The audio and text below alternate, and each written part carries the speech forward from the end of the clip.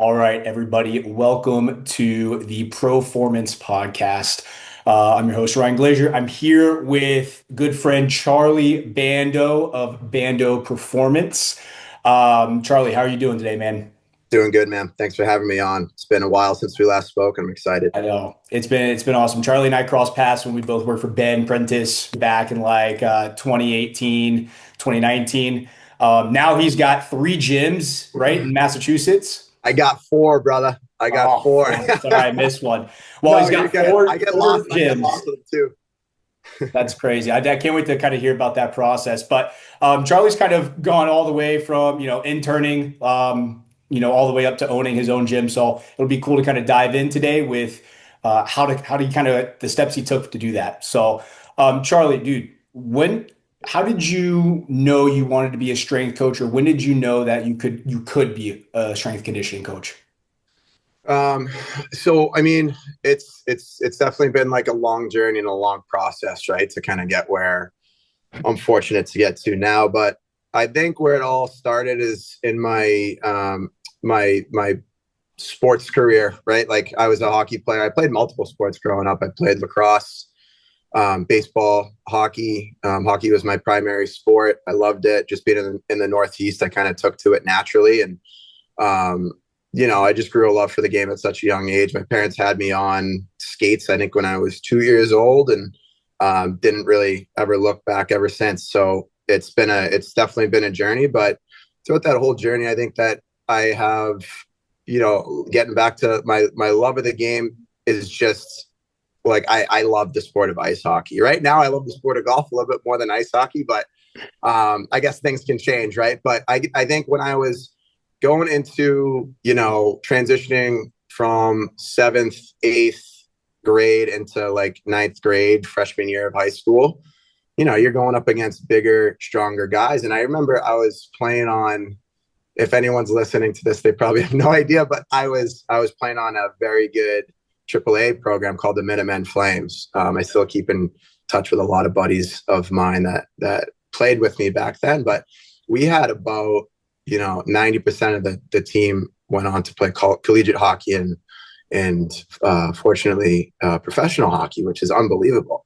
The team that I played on, we didn't lose a game in like 2 or 3 years. So it was awesome. Like you're a big fish in a small pond playing at the AAA level, but going into my freshman year, I was transitioning into what we call junior hockey, playing against, guys that are 18, 19, 20 years old post high school.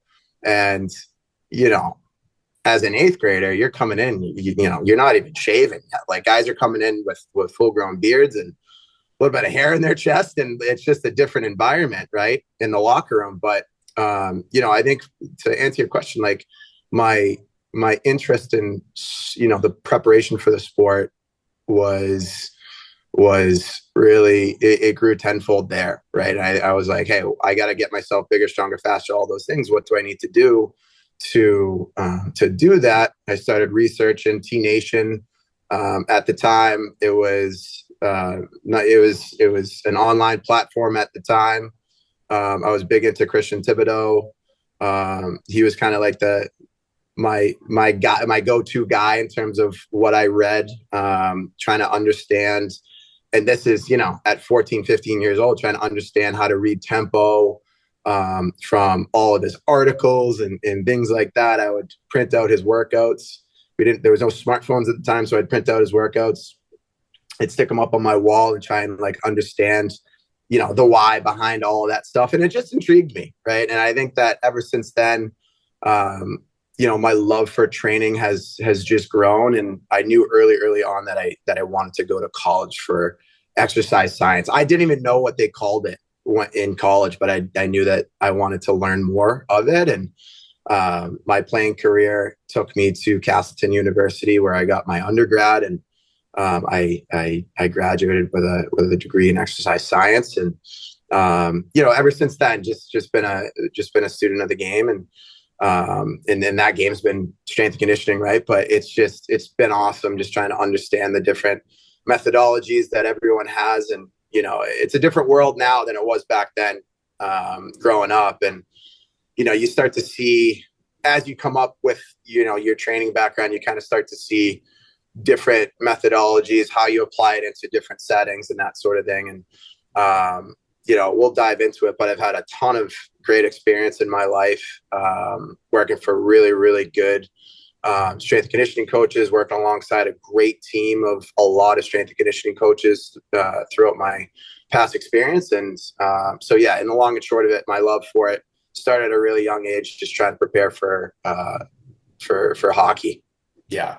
That's how, like, I mean, I think a lot of strength coaches can relate that. Like, I remember going into freshman year was like the turning point for me too. I'm like, okay, you're this, 5'8", a buck 60 maybe. And you're like, dude, I'm not as strong as these kids playing. Like, Yeah. some people play varsity hockey as a freshman. It's just like, you're playing against 18, 19-year-olds. And it's a different body than you've gotten to yet. And so, and I think too, like with strength conditioning, because in college I had no idea too, like how to like. I remember started training. I was like, dude, I want to train athletes. I was like searching videos on the internet, and like I wasn't much of a reader, so I was trying to watch as much as possible. There were like Yeah. 3 videos on like how to train as a hockey player, and it's just like you see them at these cool performance places. I'm like, oh, I don't know if I have access to that here. Yeah. Um, but it's cool because within the last 10 years, even our field there's been more opportunities open up. Everyone's having a strength conditioning coach. You're having high schools are hiring specific strength conditioning coaches, which wasn't happening like 20 years ago. Yeah. Yeah. So, Yeah, um, I think there's way more to piggyback off that. There's way more opportunities now for young coaches to gain experience in the field and than what we had yeah. back then. And like I was super super fortunate to where I used to work at a little hockey rink up in Massachusetts, and the rink was probably about the size of the neutral zone. And for those people that don't know what the neutral zone is, it's blue line to like between blue line and blue line, right? The rink was kind of made for skills development, like on ice skills development, and there was a gym in the same facility. And just because of the fact that I was the key holder, or the key master, I should say, I had all the keys to the facility. At night, 10:30, 10:45, 11 o'clock at night, after my shift would end from cleaning bathrooms and cleaning toilets and doing the Zamboni, I would go in and I would train. I wasn't allowed to. I'm not proud of it, but it also kind of sparked my interest in terms of like, hey, I'm in a legitimate weight room setting. Like I'm gaining access to using this piece of equipment. I'm getting to see what this sort of exercise feels like, because I don't necessarily have access to that in my basement. So it's been good, right? But having said all of that, I didn't have the intelligence to go out and reach out for an internship program at the time. I didn't really even know what that was, and that I needed to do that to learn. And, obviously after college, I kind of dove into that a little bit more. Yeah, I was gonna ask. So when you're playing hockey at Castleton, what year was it you're like looking into the future? Like, okay, well, I know that maybe you either don't want to, or you don't know if you want to play pro hockey. It's like, okay, well, what's that transition into? Where are you looking to get into strength and conditioning from there? Yeah, I think so. It's funny that you mentioned that. Going into school, our strength and conditioning coach at Castleton gave us this packet. And I wanted to be the most prepared from a physical standpoint going in there, to just leave nothing to chance in terms of like playing time. You obviously want to go into a college level program and play. Like no one wants to sit in the bench, right? So I just really didn't want to leave anything to chance. I went in 2012 was my freshman. Yeah, does that make sense? Yeah, 2012 was my freshman year. The summer of 2011, we got this big like booklet of strength conditioning program, and I spent the whole summer just grinding, trying to do that program. And from that program, like I really like learned, okay, like how this, how my strength coach at Castleton programs versus how I used to do things, how this person used to do things that I used to follow, boom, boom, boom. So I learned a lot from that, but like kind of transitioning into it, he had in this program, he had records that the program, like guys that have been there before me, there's a page that had all these records on it: bench press, split jerk, hang clean, back squat, all this stuff. And I made it a goal of mine to try and like go in as a freshman and try and like break all these records. And whether they were a little bit lofty goals, so be it. But I just really wanted to get as strong as humanly possible to kind of go in there and break all of these records. So I went in and with the mindset to do so. I ended up breaking 3, and it kind of put my name on the map in terms of like for the coaching staff. I forget like where this comes from, but goals aren't scored in the weight room. But I did my best that I could to score goals from the weight room. But to your question, like, I think that like I knew what I wanted to do the summer before my freshman year. Okay. I was like, I just fell in love with the process. I'm like, oh my God, like it just piqued my interest. Like, hey, how does this guy write this program? Like this guy gets to do this for all these sorts of collegiate teams and in organizations and programs that he deals with. Like that must be the best job ever. And when I got to Castleton, I don't know what year that it was. It might have been my sophomore year. There was a class. It was called Intro to Strength and Conditioning that I took. That it was on and off campus. There was this guy that owned a facility, and it was probably a mile off campus. He also was a professor for the class, and he would take us in like the weight room, the varsity weight room at school. He would teach us, what this machine, how this machine works, how you do this, that, the other thing. And then we'd apply everything that we learned from that class to his actual setting where he would give us kind of the free reins to kind of go in and coach each other as like a class. And that was so helpful to me, just being in a legitimate gym, not even like your school weight room, right? But this guy's like owning a business. Not necessarily that we're training like his clientele, but just going in and training each other and getting like just the bare bones of like coaching reps in and just knowing how to, hey, like you're supposed to count reps, count tempo, all that stuff.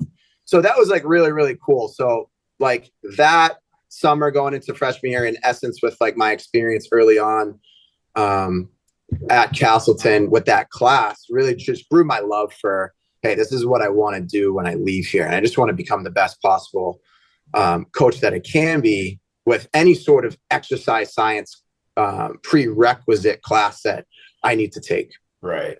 Yeah, I think one of the things is there's so many people are all like learning through like seminars and stuff. But dude, to be a good coach, like you got to be in the trenches. You guys got to be coaching for years just to kind of, so you can see everything, right? And you can tell, you'll get to a point where you can see a rep and be like, oh, I know what's going on here. Fix that with one cue. And then it's like, oh, perfect rep, right?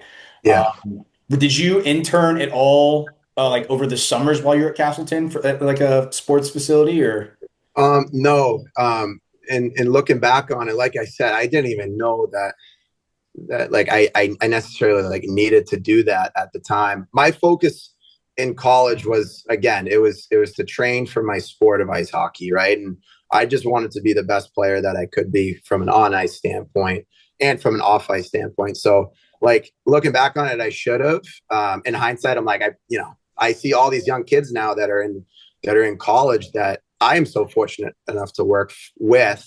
And they're working under me. Like, I wish that I got the opportunity to do that.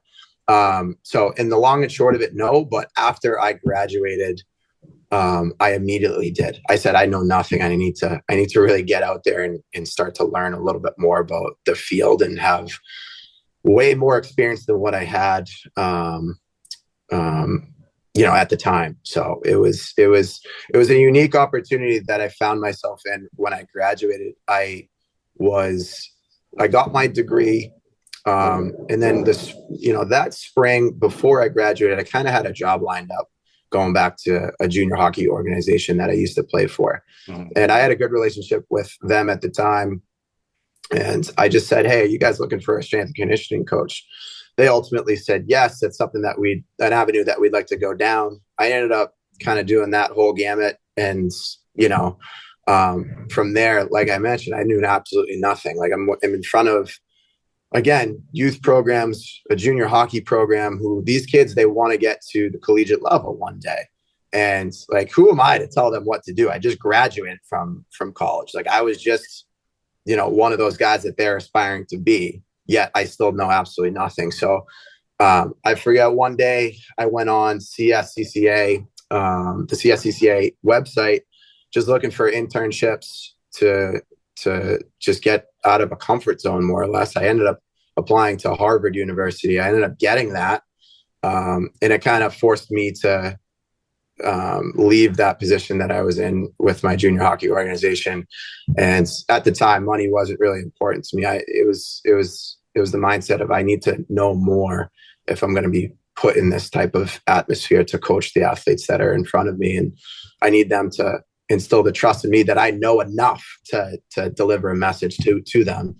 And Harvard really, really was instrumental in terms of like molding me into what being a strength and conditioning coach is all about, right? From not only the coaching and cueing side of things, but the why behind why we do what we do. And then also like the physical side of things, their workouts that they put their interns through. I was just on another podcast just talking about this, but like, I can't speak enough on behalf of it. Like, you gotta talk the talk, but you also gotta walk the walk too. And anything that you're prescribing to your athletes, like, you should be able to do, and you should be able to know what that feels like. And that, to me, it's like very, very important.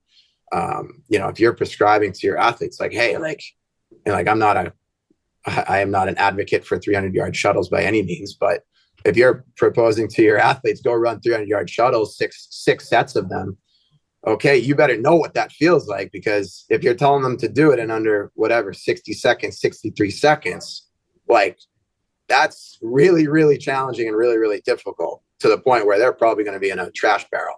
Right. So that's ultimately what I wanted to learn more of. And at the time, it kind of springboarded my interest into reaching out to more facilities. And that's where it kind of, I think it was the second summer, Ryan, that I was there at Prentice, where I met you, if I'm not mistaken. I can't think back in terms of that time period in my life, but after my Harvard internship, Ben offered me an opportunity to be his, more like, quote unquote, like an assistant, like a glorified intern, only kind of, overseeing the athletes that he works with and deals with. And that was such an eye-opening experience to me. And like, I was a minnow in an ocean, right? Like, I knew nothing. And the only thing that I wanted to do was just, if he told me to rack a weight, I'm going to rack a weight as best as I possibly can.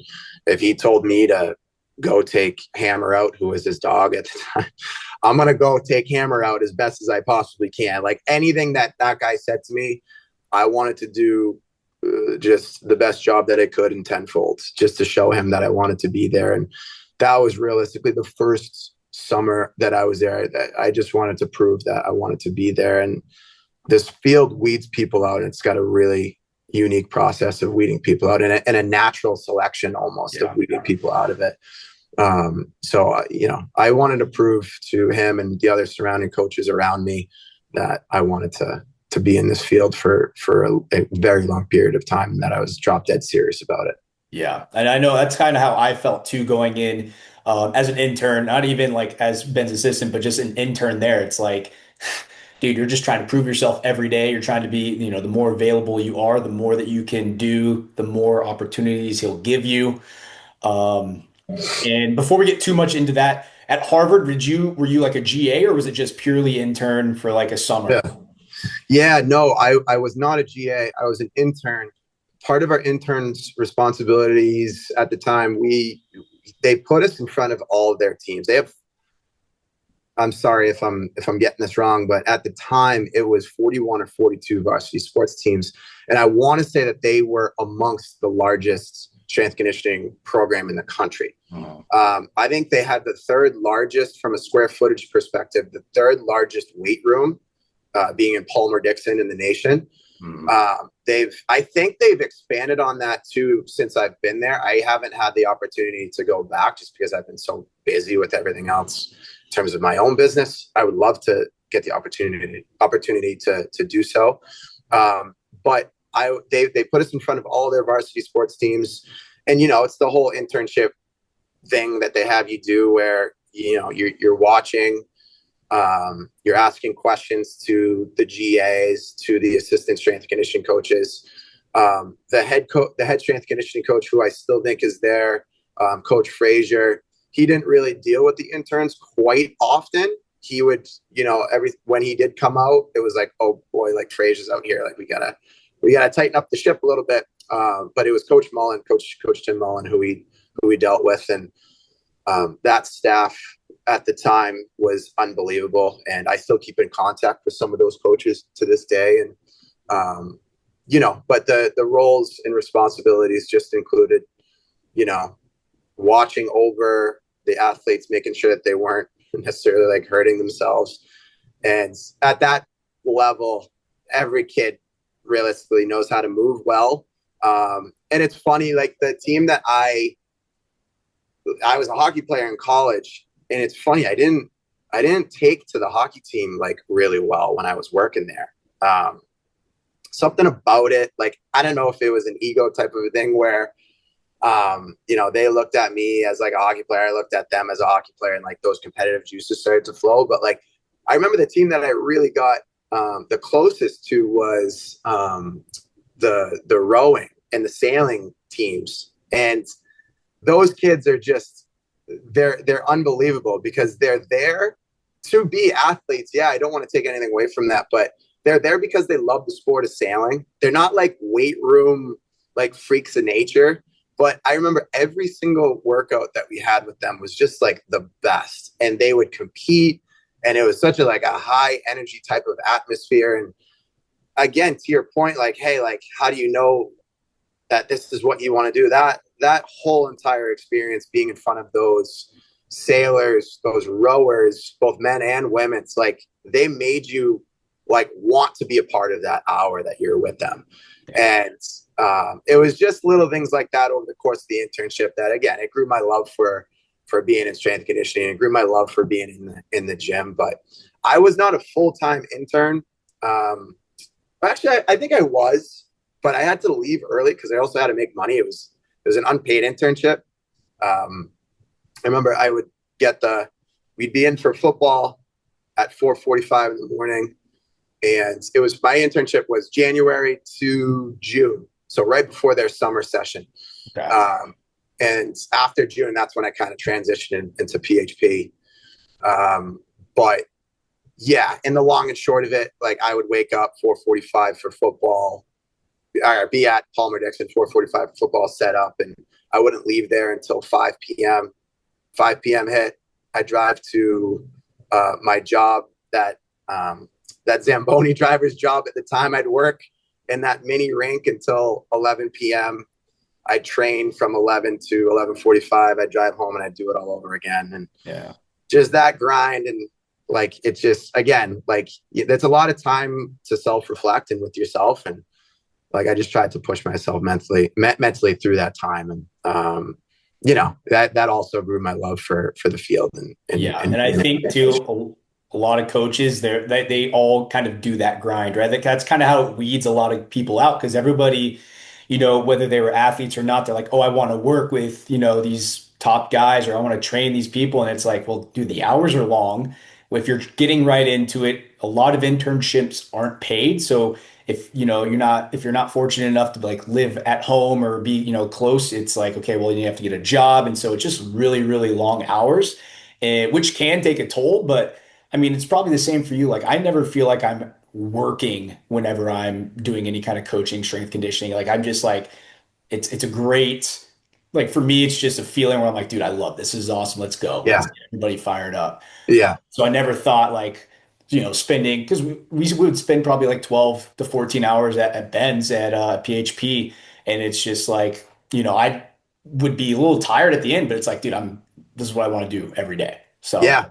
No, that fires me up. I mean, it's one of those things that, again, like you said, after a 14-hour day, like, hey, I still want to be in the gym playing ping pong, and it's like those, you just don't want to leave. And obviously, being our age, you get significant others and kids come into play where you have to leave the gym. But like, it's unbelievable. I built a home gym in my garage, and my wife gives me a hard time that I go in there at whatever it is, 8:30 at night, and I'm getting a little workout in after a long day. And she's like, you know, what are you doing type of a thing. And I'm like, hey, like, this is what I love to do, selfishly. Yeah. But no, the love for it, it's still there. And you're exactly right. It doesn't feel like a job. Yeah.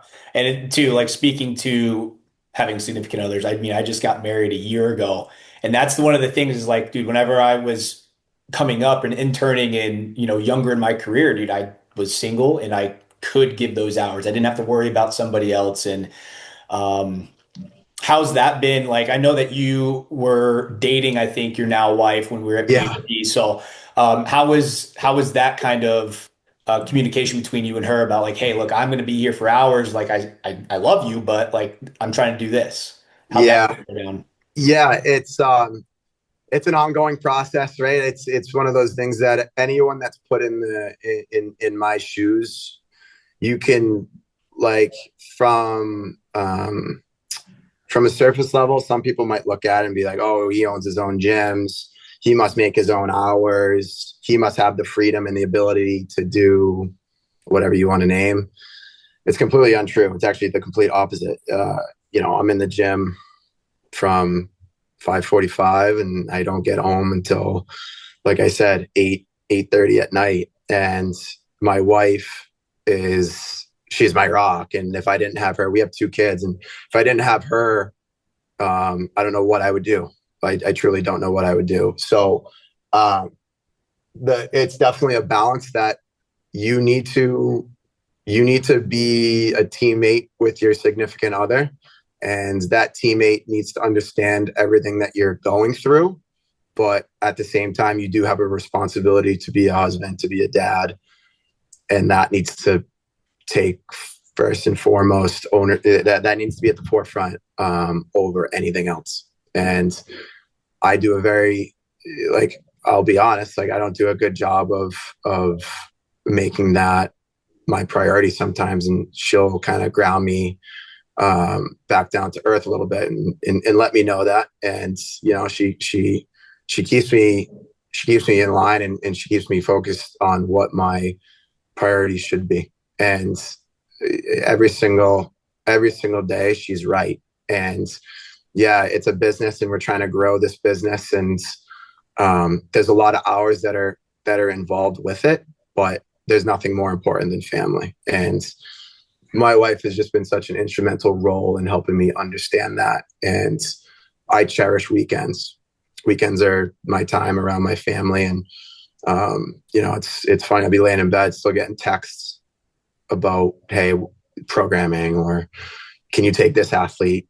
Hey, can I come in tomorrow? And she's like, just put your phone on silent, like, just let it go. And it's hard, right? Like, from a business ownership standpoint, there's no off button, unfortunately. And but I'm learning. I'm definitely learning. It's an ongoing experience learning it. And I definitely need to be better at it. And I'll be upfront and honest with saying that. And like I said, nothing's more important than family. I love being a dad, and I love being a husband, and I love spending time around my family. And I'm not going to let my business get in the way of that. So whomever is in my situation, or if you're looking to become in my situation in terms of owning your own business or having multiple locations, like, I guess my piece of advice is just be ready. And you do have a significant other and a family, is just be ready to accept that you're not going to be around them as much as you want to be. And that's just it's the harsh reality of it. And it might get in the way in terms of things. Me and my wife have a great relationship. I don't mean to be like, hey, like, we're on the rocks. We love each other. It's an unbelievable relationship. And I cherish the relationship with my kids. But if anyone is striving to one day be in the shoes of a business owner with multiple locations, get ready to kind of sacrifice time. And she sacrifices time too. There's got to be that give and take of sacrifice. And if you have a good balance of doing that, then I guess it's rewarding. But like I said, it's an ongoing thing. Yeah. And again, like, you're relatively early in your business as well. I know that, in the beginning, you have to put a lot more energy into it. And so maybe down the line too, it kind of opens up a little bit more to where you can have the freedom to, hang out, stay at home, like do what you need to. You have everybody else delegated to other work, right? Yeah, So yeah, yeah. there's that in the back of your mind too, probably just thinking about that, like, hey, just gotta put a couple years in and then I'll be able to enjoy like your kids like prime years, right? Yeah, yeah. And again, this is all for that, right? Like, why does anybody work? It's to support your family, and we're just fortunate that we don't call work, we don't think of work as work. But at the end of the day, the better that the business does, the more time I can spend at home with my family. So it's always in the back of my mind that that's the ultimate goal, and that's what we want to work towards. And we're just going to continue to do that. Awesome, man. Okay, so we've gone from Harvard to PHP, and then you're at PHP for like a year and a half, 2 years. What was your mindset shift into, taking that leap from just being, coaching hours and coaching athletes to like, hey, I want to start a business, start my own gym, kind of, do everything else that comes with that. What was that mindset like? It's such a good question. I think my first summer with Ben, the second I walked through those doors, and anyone that's ever been at that gym, forget about it. It's the nicest gym that you're ever going to be in. And the second that you walk through the doors and you see the type of athletes, clientele that are walking in there with you, it's like pinch me, I'm dreaming. And I think ever since I was introduced to that facility, you look up to someone like that and you just want to be them. And I since my first hour there, I wanted to be Ben, and I wanted to train NHLers under my own roof, and train the high performer under my own roof. And it's a goal that I've always had, one day owning my own gym, but I never really knew like what I wanted it to look like until I stepped in there. And like, I'm being completely honest here. Like I look up to somebody like that and everything that they've built. And it's like, whoa, man, like who are you going in there I was just at a junior hockey team, not knowing what the hell I was doing. Now I'm walking into a 7,000 square foot location, and I got Matt Molson, who's on his 10th NHL year, and he's in front of me right now, and I have to coach this guy in reps. Like, it's unbelievable. So I've always known that like that's what I wanted to do ever since I walked foot into those doors. And I think that everything that I've learned from Ben and from other strength and conditioning coach, like it's not just Ben that I learned from. I learned from you. I learned from Brian. I learned from Rob. Like Rob was so instrumental in terms of like, that's like someone that you want to emulate in terms of how you interact with athletes. Like it was unbelievable. And just like, Kyle, Bo, Jeff, everybody. And it's Peter, everybody that was there. It was just they all had their own flair, and they all put their flair into a melting pot. And it's like, okay, what can I take from this person? What can I take from this person? What can I take from this person? And you kind of blend that into your own coaching style, mixed with the passion that you have for strength and conditioning, mixed with, oh my God, I have this athlete in front of me, and the emotion that goes in with training that athlete, and the expectation that athlete has on their next playing year. All of that kind of builds into the melting pot of a coach that you ultimately one day want to become. So the long and short of it, since my experience there, it's shaped me into who I am today. And I try and instill that in my coaching staff, in my interns. And not that it's like a rite of passage that everyone needs to go through this like hardcore,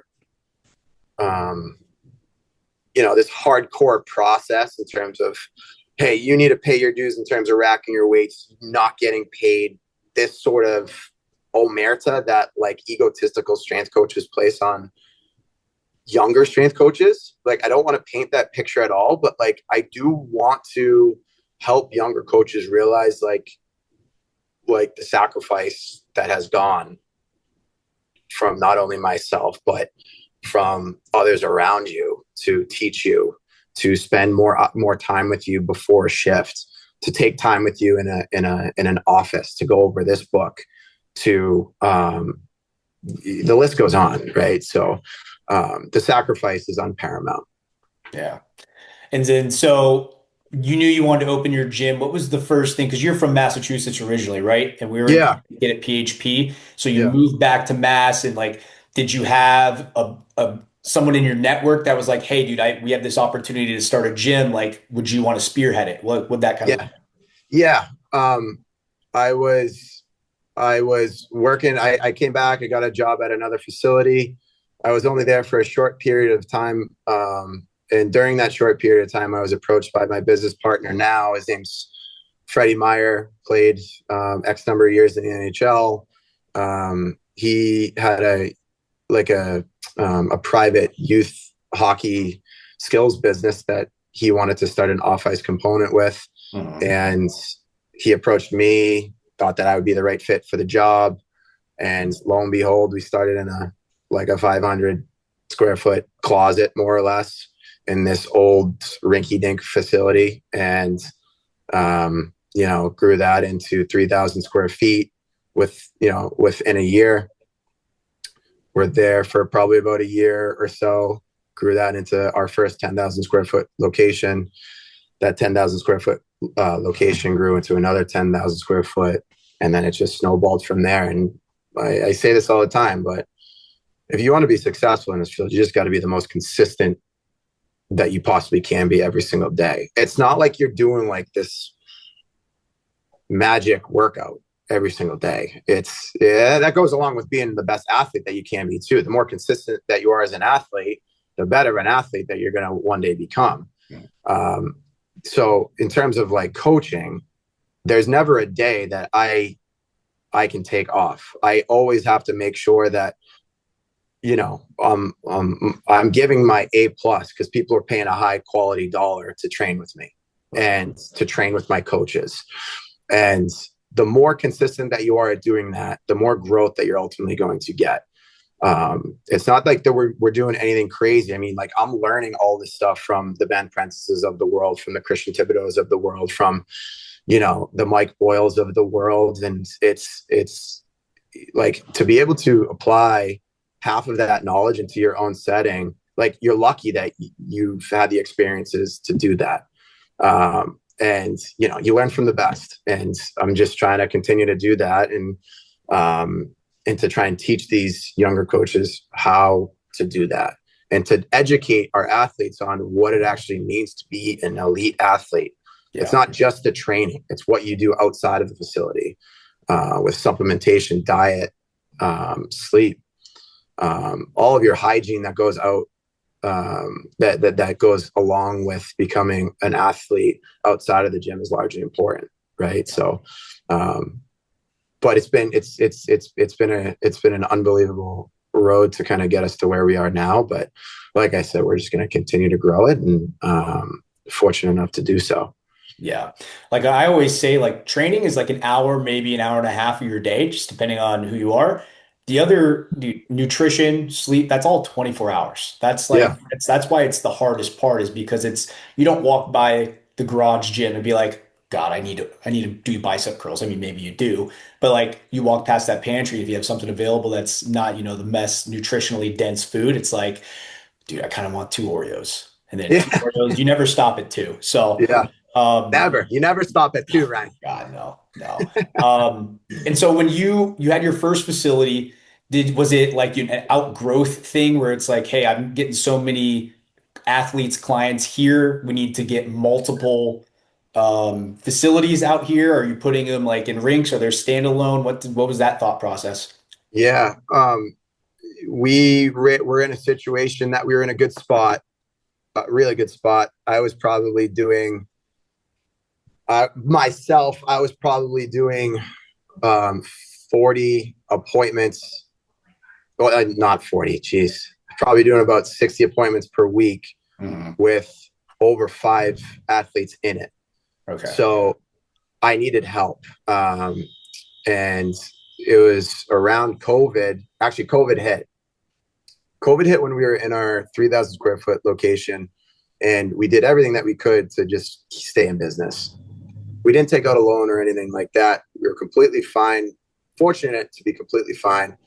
But during COVID, from a commercial real estate side of things, like there were a lot of good deals going on. My business partner went out right up the street. There was this 10,000 square foot location in Woburn, Massachusetts, that was, the rent was like, it was like, wait, hold on, are you joking?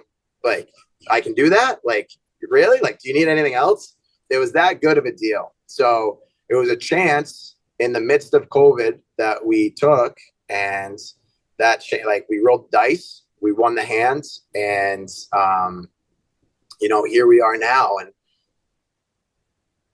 I think we would have been fine either way, but it helps business just a little bit more knowing that, like, the rent is what it is, fortunately. And our rate of growth has been increasing, and that trend has been increasing in terms of volume of athletes that we see. So having said that, we really tried to take the opportunity that we had with our first 10,000 square foot location and really try and maximize that. The model worked to where we were approached by a managing agency for a hockey rink. Hey, do you want to come in here and kind of do the same thing that you have been doing? It's just a different population, different demographic. And we took on that challenge too, and we succeeded at it. And like I mentioned, it's a snowball effect from there. So once we proved that we can do that in that location, kind of gains the trust in terms of kind of expanding into other locations that management agency had. And we continue to prove our worth and prove that we can do the job in the locations that they ask us to be in, and but at the same time putting out the best quality product that we can within the area. We want to be the best. We're in this to be the best in the block. We're not in this to be second. So it's that's the mindset that we have with any location that we open up or that we want to pursue. Yeah. And then, so you get some more space. What do you look for when getting interns, hiring strength coaches to help under you? What's your thought process behind that and hiring those people? I share a different mindset to what my other colleagues share that are in my business, my other coaches that are in my business. I'm not so picky in terms of, like, listen, man, like, I probably shouldn't do this, but I'll take a high school kid. If you're a high school kid, you want to come in here and learn, like, all right, man, come jump in the fire with me. Like, come learn, come see what this environment's like. I will never, ever, ever turn away someone that wants to learn. However, I will turn away someone who thinks that they've got it all figured out and they haven't even graduated college yet. Like, that, to me, that's a no-go. Like, you need to have such a humble attitude in terms of taking everything with a grain of salt. What I'm doing isn't necessarily like you should just be watching. Like, not that I'm necessarily doing things the right way. There's a million different ways to do things. I'm doing things one way that I like to do things. And that's what I instill with all my interns and young coaches. Like, hey, this is like my thought process and like my ultimate outcome in terms of how I want to do it. There's a million people that you can go in and learn from. They do things differently. Go learn from them too. Don't only spend time in my facility. Go out to, the Eric Cressys of the world and go learn from them. And their thought process is probably completely different than me. And that's okay to go out and do that. Like, you should get as much experience early on as possible that you can as a young coach. And so, like, on top of that, if you're willing to learn, that's awesome. I think, like, right there next to it is just being a good person. Like, I care that kids are going to, when I say kids, I'm saying young coaches, but like they're going to come in and ultimately be respectful. They're going to be, like I said, they're going to be humble. They're going to show you that they want to work. Like I want positive attitudes when we're training. I don't want young coaches to get down on themselves. It's all a learning process, and they're here for that. And they need to understand that this is exactly that. It's a process, and you need to take that process each and every day. You can't look and spend 1,000 hours in a gym during the course of an off season and be like, oh yeah, I'm going to open up my own facility. No, it's not going to work. The amount that you need to learn, the amount that you need to understand, the amount that you need to just like connect with people and just be around clientele in the private sector, let alone like the team environment or pro environment or collegiate, whatever you want to do. That is so important to watch, to learn, to understand how to be around that. That's where the private sector really is like awesome. We're so fortunate that we can work with pro teams. Like we have 2 pro teams under our belt. We have colleges under our belt. We have prep schools. We have junior or hockey organizations in the team component, high school. Like the list goes on, and it's okay. You really truly want to know what you want to do after you're done with here. Okay, go get experience working with the Worcester Railers, which are New York Islanders affiliate. Go get experience working with the Boston Fleet of the PWHL. Go get experience training Worcester Academy or Austin Prep. That's ultimately what a team like collegiate setting is gonna feel like to you. So we're fortunate where we can put young interns in an opportunity where they can experience everything and then choose what they want to do from there. Okay. Yeah, that's like, dude, the more people I know with my experience, like we would see so many different people every hour, right? And so you could go from training pro guy and then you're training a mom that's like, hey, I'm just here to like, lose a little fat, get a little bit of muscle. And Yep, so being able to see all that and then put it into action is going to make you a better coach, right? So absolutely. now if I'm working for you, I'm a coach, how would I become like a director of performance for Bando Performance? Like what's that path kind of look like? You need to have a marketing mindset. You need to be a go-getter. You really need to be able to be self-sufficient in terms of,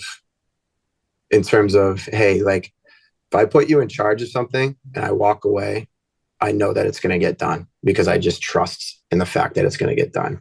I don't think that like you can learn it, but I think that it's God-given too, where you need to be able to almost be like somewhat of an alpha mindset um and have that flair to sell something, to build something. And no matter, I don't care about experience. I care about your drive to do that. Like with me, I like I never had like a business background.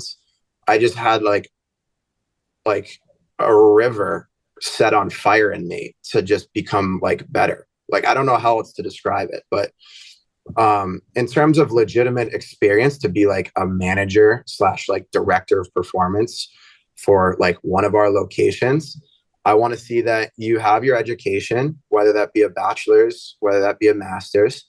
I want to see that you have at least 4 or 5 years of experience working in a great setting. And listen, like the second I get in front of you in an interview, if you have those things, but you don't know how to converse and you don't know how to have that flair of selling, like, sorry, man, job's done. Like, you don't get it. Like, you need to be able to wow me in terms of, hey, I know that this individual wants to be here. Number one, I know that this individual they're like hungry to build and grow something. Number two. And then I think experience aside, I think it's just like, do people just love being around you? You know, like you don't need to have this clientele base to become a director of performance. Do people want to train with you? Do people gravitate towards you? Hey, if I got 5 coaches in my weight room right now, who's the best one? Who's the one that people want to go train with? And if that's you, that's the type of person that I want to have. You know, so I think that's like largely important in terms of if anyone's like out there looking for that sort of a role, they need to understand all of those concepts kind of go into the melting pot of one day being in that sort of opportunity for themselves. Yeah. No, that's awesome. That was always the question. I was like, how do I make that next step from a strength coach at a facility to a head in charge, maybe even like leading education, stuff like that. Yeah, that's real. Those are some really good points. No worries. Okay, so you've got dinner with 3 strength coaches, Charlie. Who are you inviting to dinner? Oh, that's such a good question. Dead or alive? Either. Charles Poliquin. Mhm. Um,